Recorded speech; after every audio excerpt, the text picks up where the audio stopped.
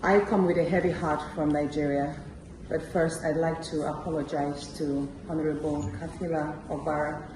I am not here to bring shame to our country. I'm here to seek help for the women of Nigeria. Again, my name is Senator Natasha Akpoti-Uduaghan. 5 days ago, on the 6th of March 2025, I was suspended. As a senator, I was suspended illegally because I submitted a petition of sexual harassment against the President of the Nigerian Senate, Senator Godswill Akpabio. I thought that by submitting the petition, he would recuse himself, and both of us will submit ourselves to the Committee on Ethics, Privileges and Public Petition for a fair and transparent investigation. But unfortunately, I was silenced and I was suspended. I was suspended for 6 months, amongst many other stringent conditions, such as taking away my security, taking away all the officials, vehicles, and other items that were handed over to me as a senator. My salaries will be cut off.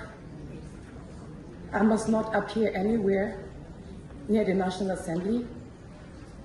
And for 6 months, I'm not to introduce myself or present myself as a senator locally in Nigeria or internationally. That means I'm here illegally. But I had no other place to go but to come here and speak to you women. Because this is a bigger picture.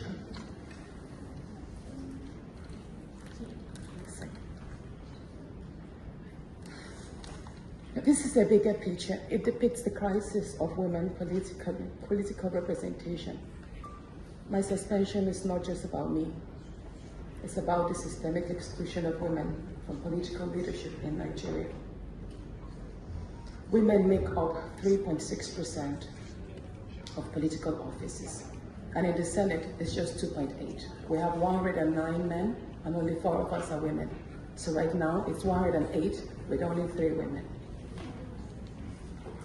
This is a clear case of political victimization, punishment for speaking out against impunity, corruption, and gender-based violence.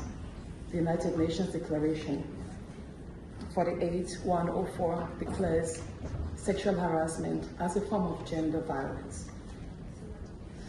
The Senate's actions are an assault on democracy. I was elected by my constituents to represent them. Yet a few powerful men have unilaterally decided to silence their voices by suspending me for 6 months. My call for an open and transparent investigation into harassment allegations have been met with hostility instead of accountability. If a female senator can be treated this way in the full view of the world, imagine what ordinary Nigerian women will go through every day in workplaces, in universities, and other aspects of our society. A culture of harassment and silencing must end. And this is not just a Nigerian issue, it's a global one. Women in politics, media, and businesses face threats, intimidation, and violence for simply demanding fairness. From sex for grades scandals in universities to harassment in workplaces and political spaces, Nigerian women have constantly been forced into silence. We need stronger legal protections and a zero culture tolerance for gender-based discrimination and intimidation. My call to the international community is such that the world must not stay silent as democracy and women's rights are rolled back in Nigeria. I call on human rights organizations, women movements, and democratic institutions to hold the Nigerian Senate accountable. Nigeria needs global partners to push for women's political inclusion, safety, and protection from political harassment. You may ask, what are my next steps? I will resist the political intimidation. In the past few days, a number of my colleagues, my male colleagues, have reached out to me and said, Natasha, all you need to do is apologize and retract your statements. And I told them I am not going to apologize. I will not apologize for my truth.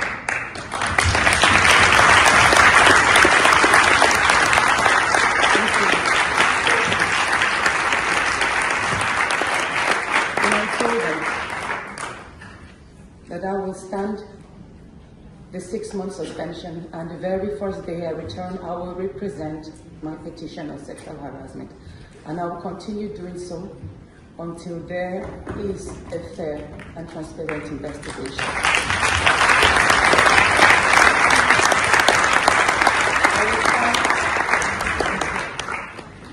I will fight this injustice and continue to represent my constituents, whether the Senate wants to hear me or not.